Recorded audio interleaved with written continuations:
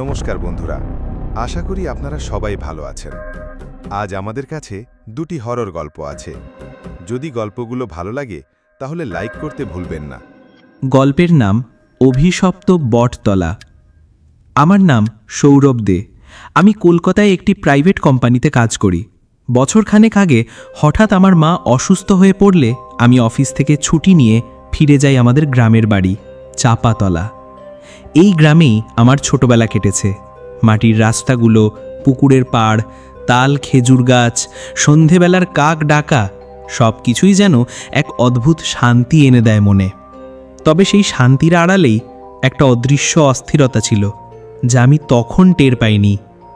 আমার মা বলেছিলেন, তোর বাবা মারা যাবার পর গ্রামে কিছু বদলেছে রে, সন্ধ্যের পর বাইরে যাস না, বিশেষ করে বটতলার দিকে না। আমি ভাবলাম মায়ের ভয়, কিন্তু এই কথাটাই আমার কৌতূহল বাড়িয়ে তোলে। আমাদের গ্রাম চাপাতলার উত্তরে একটা বিশাল পুরনো বট গাছ আছে। সবার মুখে মুখে ওই জায়গাটার নাম বটতলা। ছোটবেলায়ও ওখানে যেতে মানা ছিল।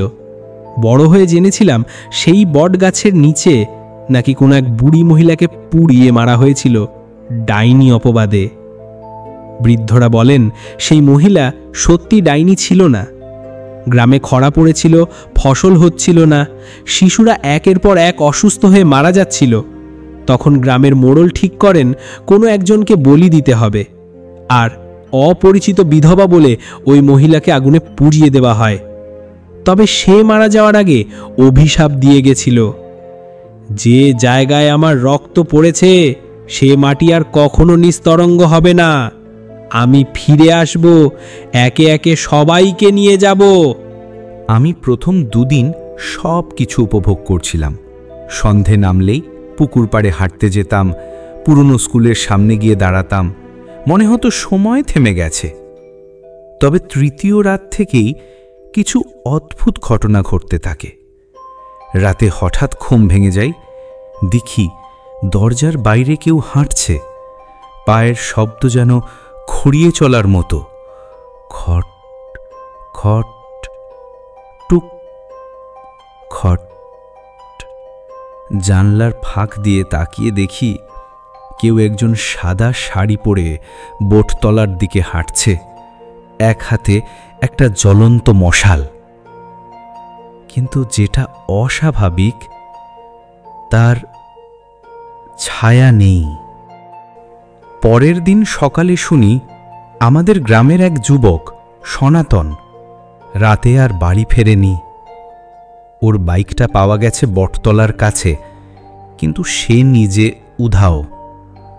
লোকজন বলতে লাগলো, ডাইনির পাল্লায় পড়েছে।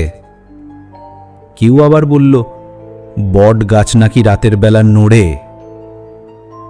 এক বৃদ্ধ বলেন, সেই গাছটা মরেনি, ওটাও একটা দানব। সেই মহিলার অভিশপ্ত আত্মা ওই গাছের ভেতরে বাস করে। আমি ঠিক করি সত্যটা জানতেই হবে। এক রাতে মোবাইলের টর্চ জ্বালিয়ে বেরিয়ে পড়ি বটতলার দিকে। রাস্তাটা প্রায় আধ ঘন্টার। চারপাশ নিস্তব্ধ, শুধু ঝিঝি পোকার শব্দ। হঠাৎ দেখি বটগাছটার চারপাশে কুয়াশার মতো ধোঁয়া জমেছে। আমি একটু কাছে যেতেই টর্চটা নিভে যায়। তখন দেখি গাছটার গায়ে একটা অদ্ভুত দাগ, যেন মানুষের মুখ। আর ঠিক সেই সময় পেছন থেকে একটা ঠান্ডা ফিসফিসানি, তুইও বাকি থাকবি না সৌরভ। আমি ঘুরে দেখি কেউ নেই, কিন্তু গাছের চারপাশে একটা বৃত্তে কালি লাল রঙের চিহ্ন আঁকা। ভয় পেয়ে দৌড়ে পালাই।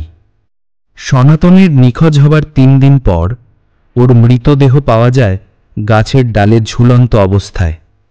শরীর শুকিয়ে কাঠ, চোখ নেই, মুখ হাঁ করে খোলা। মুখ থেকে একটা কাগজ বের হয়, যেখানে লেখা, আমি ফিরেছি, এবার একে একে সবাই আসবে আমার কাছে। গ্রামে আতঙ্ক ছড়িয়ে পড়ে। সবাই বাড়ির দরজা সন্ধ্যের আগেই বন্ধ করে দেয়। অনেকেই গ্রাম ছেড়ে চলে যায়, কিন্তু আমি কিছুতেই গ্রাম ছাড়তে পারিনি। মাকে একা রেখে যাওয়া সম্ভব নয়। এক রাতে মা হঠাৎ ঘুমের মধ্যে কথা বলতে থাকেন।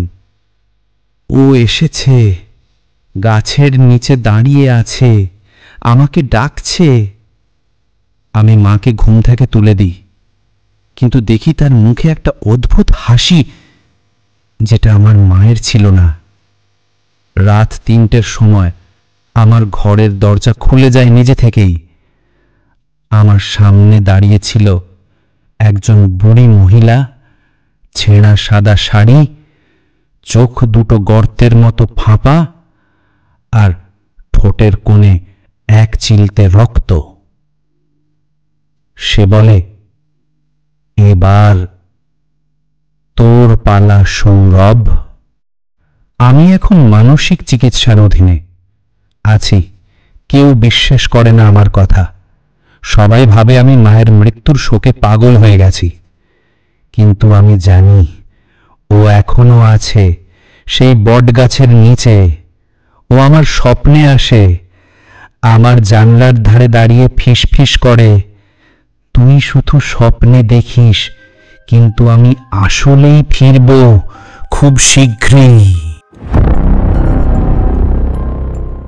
ভৌতিক কিন্তু বাস্তব। Here the stories begin after dark and end in the deepest corner of your soul. চলুন এবার দ্বিতীয় গল্পটা শোনা যাক। আমার নাম অনিক বসু, বয়স 32, পেশায় আমি সাংবাদিক। তবে যেটা বলার মতো নয়, কারণ গত 6 মাস ধরে আমার চাকরি নেই।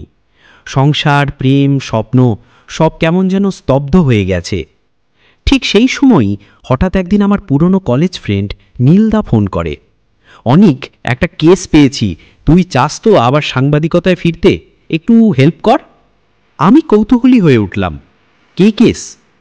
একটা ট্রেন যেটা কয়েক বছর আগে বন্ধ হয়ে গেছে, কিন্তু গ্রামের লোকজন বলে ওই ট্রেন নাকি আজও চলে রাতে। কিছু মানুষ তাতে ওঠেও আর ফেরে না। আমি হেসে ফেললাম, তুই তো একদম প্রেতকথা কেসে নেমে পড়েছিস রে ভাই। নীলদা থেমে গিয়ে বলল, তুই শুনে হাসবি, কিন্তু আমি ওই জায়গায় গেছি, ওই ট্রেনের হুইসেল শুনেছি, চোখে দেখেছি চলন্ত আলো। এটা ঠাট্টার বিষয় না। আমি সম্মত হলাম, না শুধু কৌতূহল থেকে, বরং কারণ আমি জানতাম নীলদা ঠাট্টা করে না। আমরা যাত্রা শুরু করি মালদা থেকে স্থানীয় বাসে। ট্রেন ধরার কোনো রাস্তা নেই। গন্তব্য বেনিফার স্টেশন, একসময় রেলওয়ে জাংশন, যেটা গত 15 বছর ধরে বন্ধ। এই স্টেশনের নাম আজ গুগল ম্যাপেও পাওয়া যায় না, এমনকি রেলওয়ের রেকর্ডেও তার অস্তিত্ব মুছে গেছে। স্থানীয় লোকজন বলল, সন্ধ্যার পর সেখানে কেউ যায় না। বেনিফার স্টেশনে ট্রেন আসে, কিন্তু সেটার গন্তব্য অন্য কোথাও।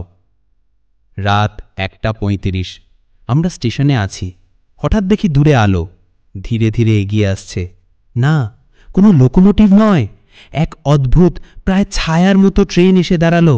দরজা খুলে গেল। আমরা উঠে পড়লাম। ট্রেনের ভিতরে কেউ নেই, বসে আছি আমরা দুজন, নীলদা আর আমি। হঠাৎ দেখি একটা ছোট মেয়ে হেঁটে আসছে, পরনে স্কুল ড্রেস। তাকে জিজ্ঞেস করি, তুমি একা কোথায় যাচ্ছ? সে ফিসফিসিয়ে বলে, আমি বাড়ি যাচ্ছি, আমার স্কুল বন্ধ হয়ে গেছে আজ 10 বছর। ট্রেন আবার চলতে শুরু করলো। আমরা জানালা দিয়ে বাইরে তাকালাম আর দেখতে লাগলাম সময়ের রেখা উল্টো দিকে যাচ্ছে। রাস্তা, মানুষ, গাছ সব যেন পুরনো হয়ে যাচ্ছে চোখের সামনে। আমরা সময়ের উল্টো দিকে যাচ্ছি। ট্রেন আমাদের এমন জায়গায় নিয়ে যায় যেখানে দরজার ওপারে শুধু আধার, ফোনে কোনো সিগন্যাল নেই। দেয়ালে ঝলানো পুরনো পত্রিকার কাটিং, যেখানে লেখা 2 সাংবাদিক নিখোঁজ, বেনিফার ট্রেন রহস্য, তারিখ 2008 সালের 7ই অগস্ট। আমরা নিজেরাই নিজেদের নিখোঁজ হওয়ার খবর পড়ছি। নীলদা তখন থমকে গিয়ে বলে, অনিক, আমরা কি সময়ের একটা লুপে আটকে গেছি? আর তখনই কামরার মধ্যে সবাই ফিরতে থাকে। ছোট মেয়ে, বৃদ্ধ, কন্ট্রাক্টর, এক গর্ভবতী নারী, সবাই আসলে এই ট্রেনের পুরনো যাত্রী যারা কখনো ফিরে আসেনি। আর আমরা এখন সেই তালিকায়। আমরা ট্রেন থামানোর চেষ্টা করি, দরজা খোলার, জানালা ভাঙার চেষ্টা করি, কিন্তু সব চেষ্টাই ব্যর্থ। একমাত্র উপায় ট্রেনের কন্ট্রোল রুমে যাওয়া। নীলদা একা গিয়ে ঢোকে, কিন্তু আর ফেরে না। আমি একা। আমি জানি না আমি বাস্তবের মধ্যে আছি নাকি স্বপ্নের। শুধু জানি এই গল্পটা কাউকে না বললে আমি হয়তো আর কখনো মুক্তি পাবো না। আজকের জন্যে এটুকুই।